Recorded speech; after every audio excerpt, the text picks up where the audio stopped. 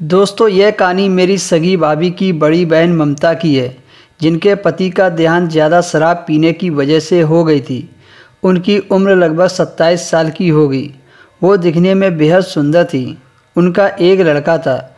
अपने पति की मौत के बाद वह अपने मायके में चली गई थी, क्योंकि वहाँ उनकी माँ अकेली ही रहती थी। ममता का बेटा हमारे घर रहकर पढ़ाई कर रहा था। एक दिन ममता का फ़ोन आया और बेटे की पढ़ाई के बारे में पूछने लगी और कह रही थी, दिन भर घर पर बैठकर बोर होती रहती हूँ, इसीलिए फ़ोन लगाकर लोगों से बात कर लेते हैं। मैंने ममता से कहा, आप रोज़ मुझसे बात कर लिया करो, मुझे अच्छा लगता है। फिर उसी दिन से हमारी रोज़ बातें होने लगी। ममता मुझे हर एक बात बताने लगी। ममता ने पूछा, क्या तुम्हारी कोई गर्लफ्रेंड है? मैंने मजाक में बोल दिया, आप हैं ना, तो किसी और की क्या ज़रूरत है। इस बात को सुनकर वह थोड़ा शर्मा गई। वह मेरी किसी बात का बुरा नहीं मानती थी। फिर धीरे धीरे हम सभी प्रकार की बातें करने लगे।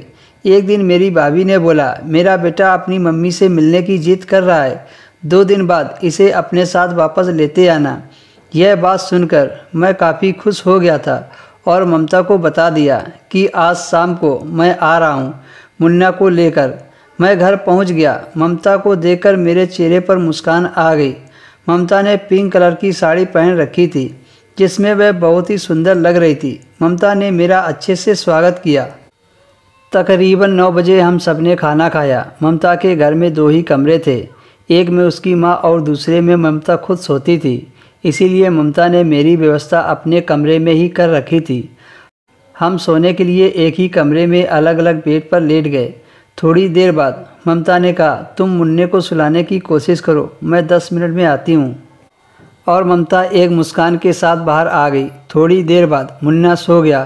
फिर ममता ने धीरे से उसे रजाई उड़ा दी और हम सब लोग सो गए, पर मुझे नींद नहीं आ रही थी।